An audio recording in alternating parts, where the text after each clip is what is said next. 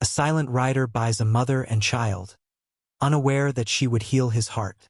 I ain't saying nothin'. Just don't send me back. The wind tore through the barren plain, dry and merciless. It was a sound Silas knew better than any human voice, a constant companion in the vast, dusty emptiness he called home.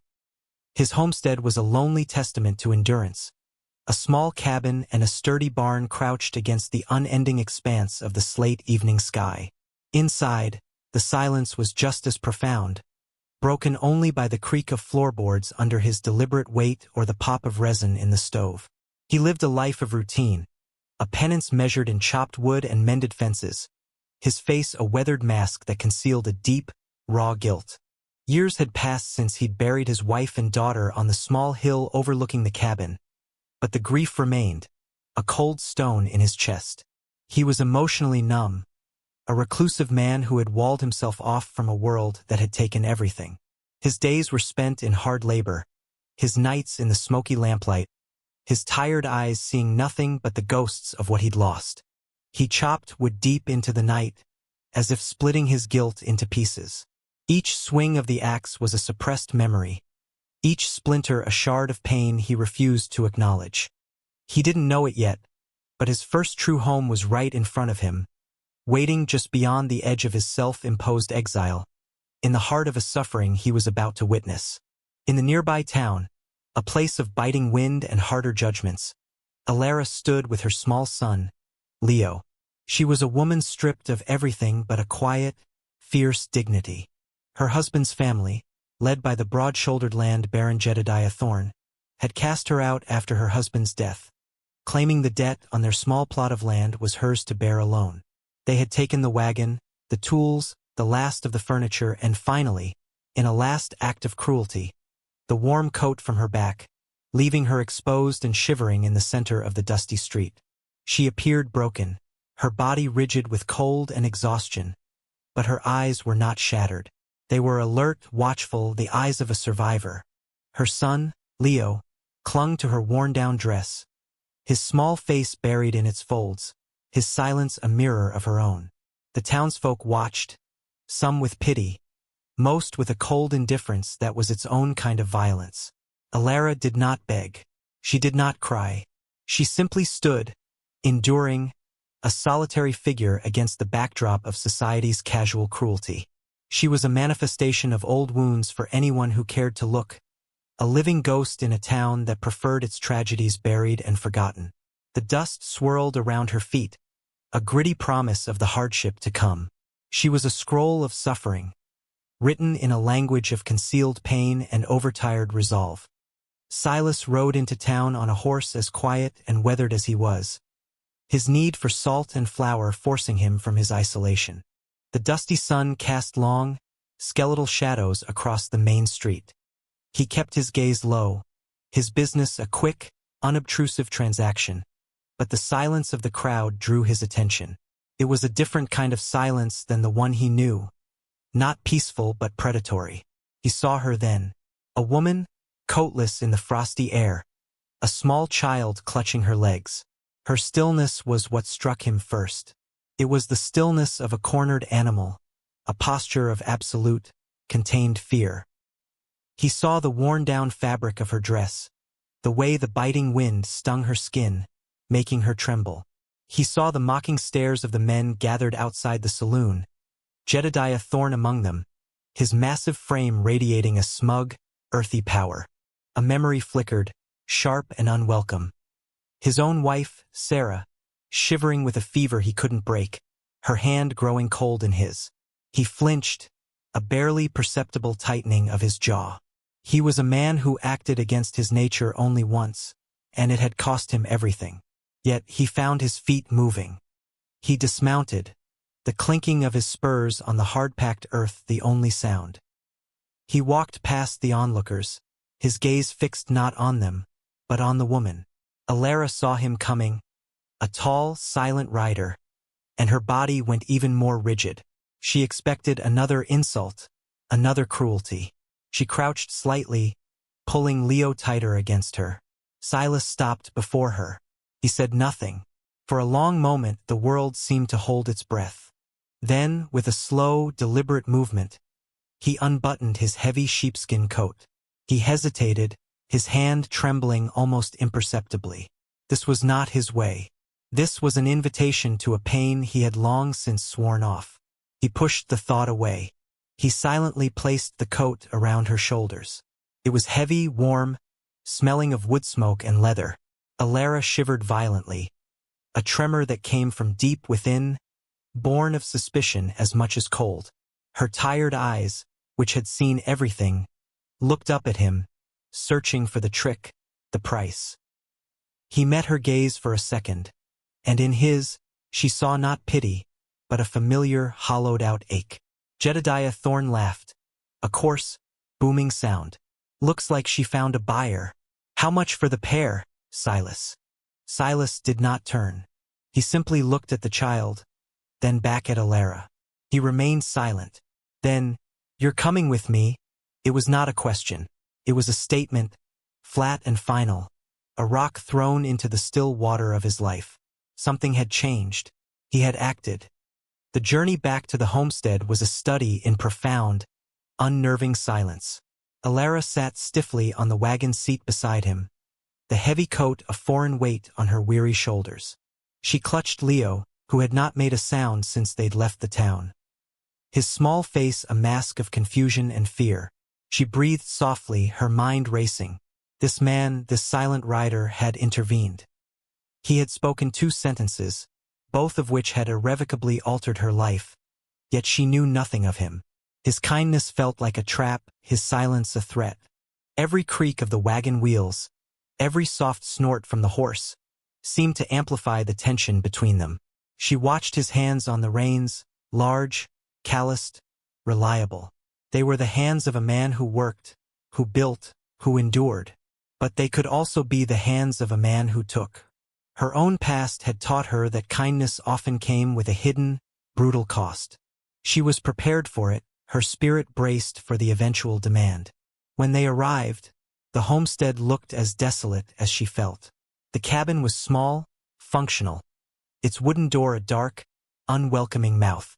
There were no curtains in the windows, no flowers by the porch, only the stark evidence of a life lived in solitude. He didn't speak. He simply tethered the horse and gestured with his head toward the cabin. She followed, her footsteps hesitant in the dust. Inside, the air was cool and smelled of pine and old smoke. A simple table, 2 chairs, a stone hearth, and a bed in the corner constituted the main room. He pointed to a second, smaller room off to the side. "In there," he said, his voice raspy from disuse. She peered inside. It was a storage room, mostly empty save for some crates and a dusty cot. It was cold and bare, but it was a room. It was shelter. She nodded, a single, jerky motion. He took a blanket from his own bed, a thick, woolen thing, and placed it on the cot without a word. Then he turned and went back outside, the sound of his axe splitting wood soon filling the quiet air. Alara sank onto the cot, the borrowed coat still around her. Leo finally stirred, looking around the dim room with wide, frightened eyes. She held him close, whispering reassurances she didn't feel herself.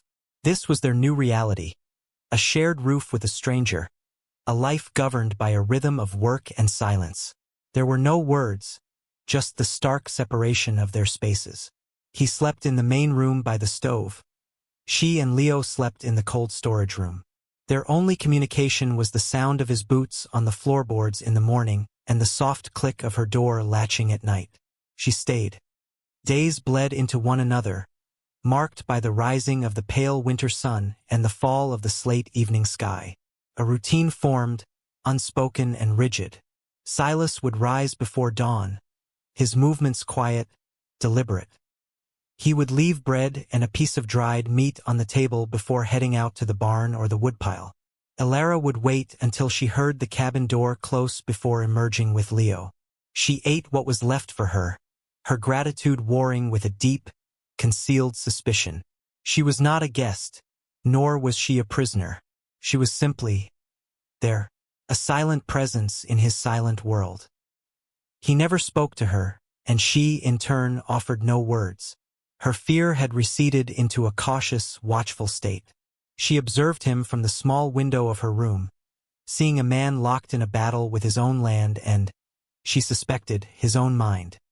He worked until his shoulders slumped with exhaustion, his face set in a permanent expression of raw, suppressed endurance. She saw the honesty in his labor, the stark reality of his lonely existence. He began to help secretly, cautiously. One morning, she found a pair of small, sturdy shoes sitting just outside her door. They were not new, but they had been carefully mended, the leather softened with oil. They fit Leo perfectly. She froze, her hand on the doorframe, a strange, unfamiliar warmth spreading through her chest. She looked out toward the barn where Silas was working, but he did not turn. It was an anonymous gift, a gesture that asked for nothing in return. A few days later, an extra blanket appeared on her cot. Then, a small stack of firewood was left by her door, enough to feed the small, inefficient stove in her room through the bitter night. These small interventions were like whispers in the overwhelming silence. They were admissions of her presence, acknowledgments of her needs. He was seeing her, not as an object he had acquired, but as a person. Fragile hope, a feeling she had thought long dead, began to awaken within her. She knew she could offer nothing of material value, but she could not let his quiet kindness go unanswered. She began to mend his shirts, which she found in a heap by the hearth. The fabric was worn thin, the seams frayed. With a needle and thread she had guarded in her pocket, she worked late into the night, her stitches small and even. She washed his tin cup and plate, leaving them gleaming by the water basin. It was an unobtrusive offering, a way of restoring a small piece of order to his solitary world.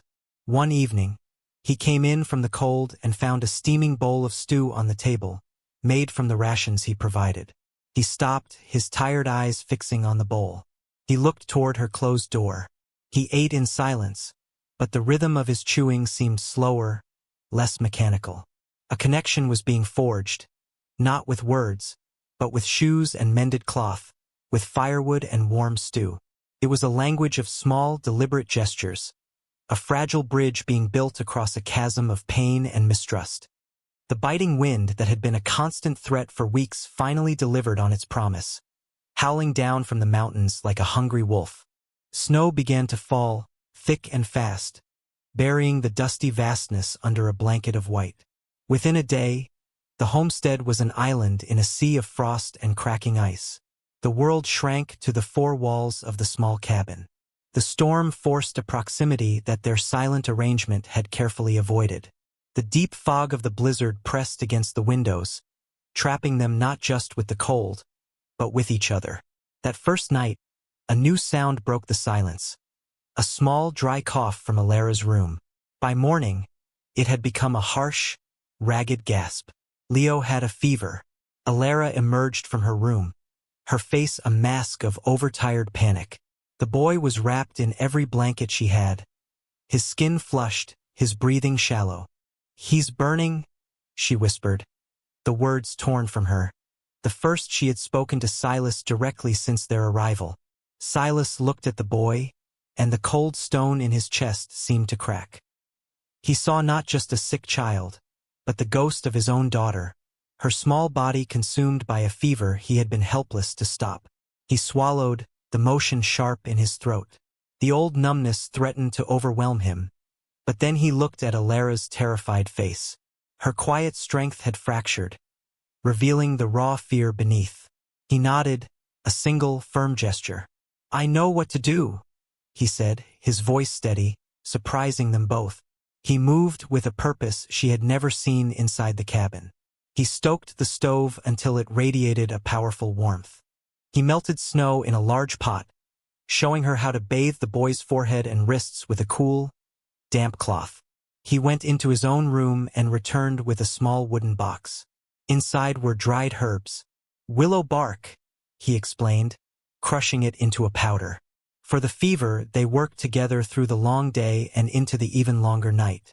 The rigid silence between them dissolved, replaced by the shared language of a crisis. He would murmur instructions, and she would follow, her movements becoming less rigid, more trusting.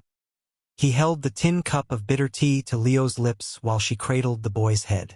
At one point, as she reached for a cloth, her hand brushed his. She flinched but did not pull away. His hand was warm, steady. In the smoky lamplight, they were no longer a silent rider and a resilient survivor. They were a man and a woman fighting a common enemy. As dawn broke, painting the snow-covered world in hues of pale rose and gray, the fever finally broke. Leo's breathing eased, and he fell into a deep, healing sleep. Alara sat on the floor by the cot, her body limp with exhaustion and relief. Silas stood by the window, looking out at the unending white. He had not saved his own child, but he had helped save this one. He felt a trembling, unfamiliar sensation. Not redemption, not yet, but the first gentle stirring of it. Alara looked up at his back, at his weary shoulders. "Thank you," she said softly. He didn't turn around, but he nodded. The storm outside had begun to subside. The storm inside had, too. When the snow finally melted enough for the path to be cleared, the need for supplies became urgent. The trip to town was a necessity they could no longer postpone. The ride was different this time. The silence was still present, but it was no longer a wall between them. It was a shared space. Leo, fully recovered, sat between them on the wagon, his small hand occasionally resting on Silas's leg, an unconscious gesture of trust. Alara felt a growing, unsteady hope, but it was fragile, easily broken. She knew the town and its judgments were waiting.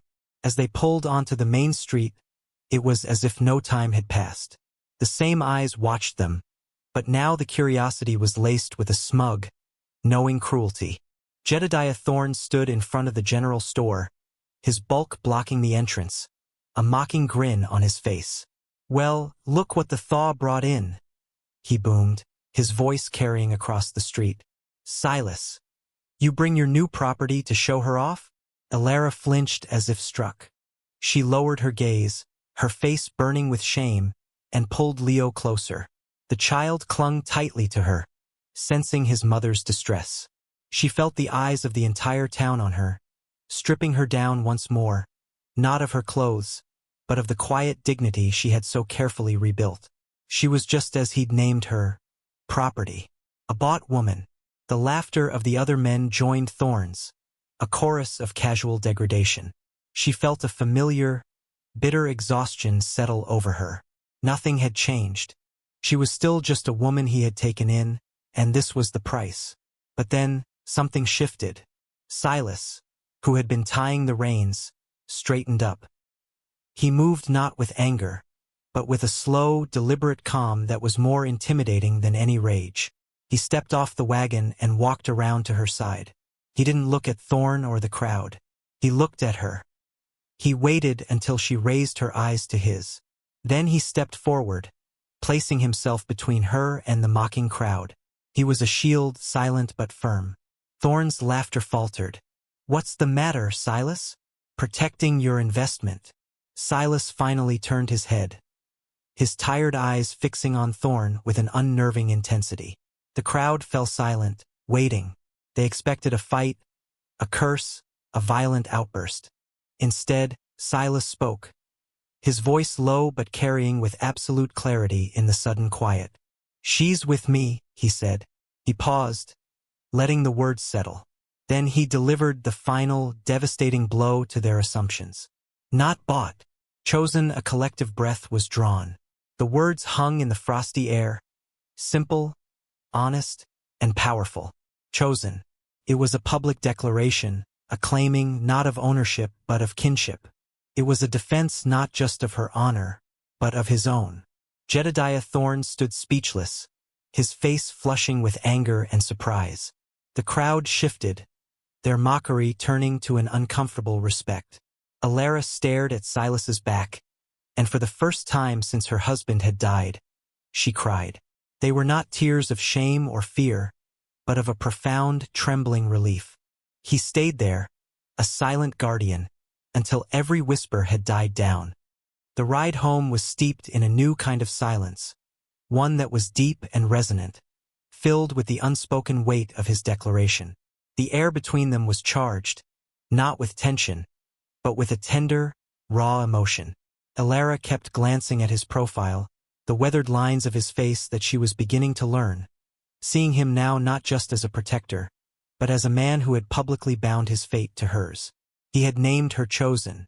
The word echoed in her heart, a quiet, growing warmth against the coldness of her past. He had given her back her name, her dignity, in front of the very people who had tried to strip it away. When they reached the homestead, the familiar routine felt different. The cabin no longer seemed like a desolate shelter, but a sanctuary. That evening, after Leo was asleep, a gentle wind stirred the dry grasses outside. The world was quiet, listening. Silas sat on the edge of the porch, staring out into the dusk. Elara came out and, after a moment's hesitation, sat on the top step, a few feet away. The space between them felt both vast and intimate. It was she who broke the silence, her voice soft, unsteady. "My husband, he made promises." She began, the words broken, pieced together from a painful history. "He said the land would be ours, but he borrowed against it from Thorn. When the fever took him, the debt fell to me." She paused, swallowing hard. "They said I was worthless, that a woman alone with a child was nothing but a burden." Silas listened.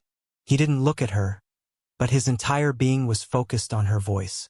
He didn't offer platitudes or easy comforts. He just gave her the dignity of his silent attention, a gift more valuable than any words. He nodded, a slow, understanding motion. When she fell silent, the air thick with her sorrow, he finally spoke. His voice was low, rough with a pain he rarely let surface. He gestured with his chin toward the small, windswept hill that overlooked the cabin. "There's a grave up there," he said. "Two, actually. One smaller." He didn't need to say more. The years of his guilt, his reclusive existence, his silent suffering. It all clicked into place for her. His wife, his child, lost to the same fever that had threatened her son.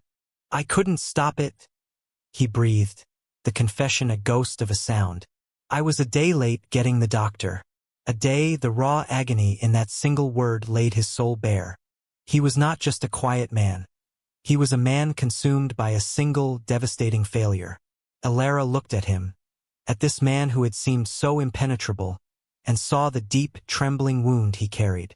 She saw his impulsive kindness to her not as charity, but as a desperate attempt to rewrite his own tragic history. Without thinking, she moved closer and laid her hand on his arm. The fabric of his shirt was coarse, but beneath it, she could feel the tension in his muscle. He froze at her touch, his first human contact in years. Then, slowly, the rigidity in his shoulders eased. Her touch was not one of pity, but of shared understanding. They were two broken people, survivors of different storms, who had found a common shore. They were no longer alone. Spring arrived as a quiet promise, the cracking ice on the creek giving way to a gentle murmur. The dusty sun grew warmer, coaxing pale green shoots from the hard-packed earth. The homestead, once a monument to solitude, began to transform. It was a slow, unobtrusive change, happening in the small, shared moments between dawn and dusk. Their life together found a new rhythm, one of partnership. He no longer left food on the table for a ghost in the other room. They ate together, the silence now comfortable, punctuated by the clink of a tin cup or a soft question from Leo. Elara, no longer a fearful guest, brought her own quiet strength to the land.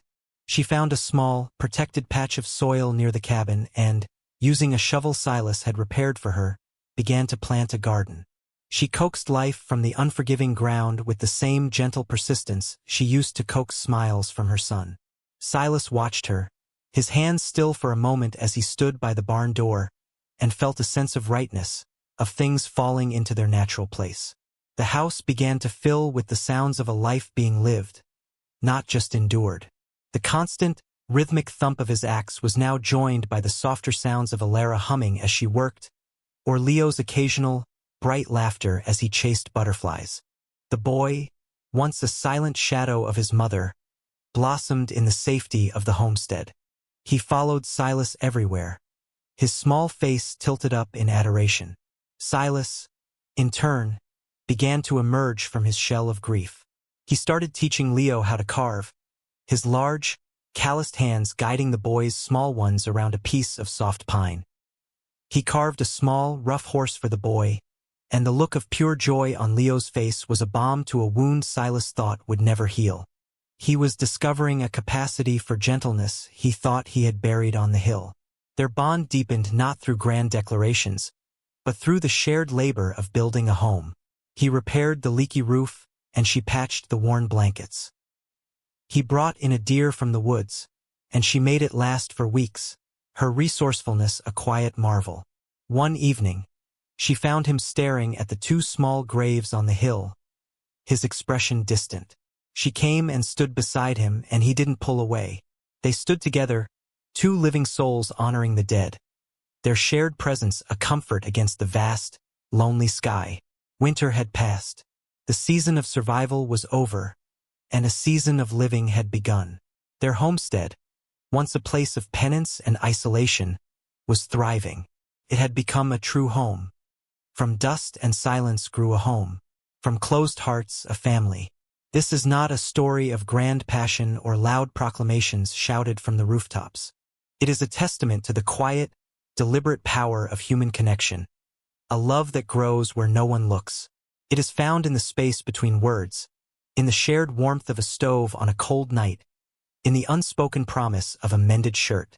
Silas, a man hollowed out by grief, thought his life was over, a long, lonely road of atonement. He had built walls around his heart so thick he could no longer feel the sun. And Alara, a woman stripped of everything but her own resilient spirit, believed she was destined for a life of fear and suspicion, forever at the mercy of a cruel world. They were two solitary figures, adrift in the harsh wilderness of their own pain. But a single act of impulsive kindness, a coat offered against the biting wind, set in motion a profound and gentle transformation. He did not rescue her in the way stories often tell. Instead, by choosing to see her, to defend her dignity, he began the slow, arduous process of rescuing himself. And she, by responding to his quiet gestures with her own, by trusting him enough to reveal her own vulnerability, showed him that his heart was not dead, merely dormant. Their love was not a lightning strike. It was the slow, steady growth of a deep-rooted tree, its strength found not in its blossoms, but in the way it holds fast to the earth through every season. They healed each other not by trying to fix what was broken, but by creating something new together. They built a family from the spare parts of their shattered lives, proving that the most profound bonds are forged in the crucible of shared hardship and quiet understanding. They learned that home is not a place you find, but a place you make, with hands that are willing to work, to mend, and to hold. Their story is a reminder that even in the most desolate landscapes, both of the land and of the soul, life and love can take root and flourish. It is a quiet lesson in redemption, a whispered truth that the deepest connections are often the ones that make no sound at all. We'll see you again, where silence means home. If the story touched you, like warm light in a cold night, then carry it with you. The strength of Silas and Alara is a quiet courage, a dignity that asks for nothing but is given everything in the end. It is the courage to be vulnerable, to trust again after being broken, and to find a family not in blood, but in the shelter two people willingly offer each other. Their journey reminds us that the most meaningful changes happen slowly, built from small, honest gestures and the shared work of creating a safe harbor in a harsh world.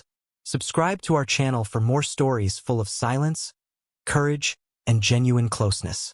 And tell us what moved you the most.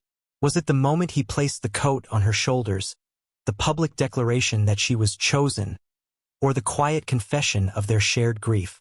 Let us know in the comments below.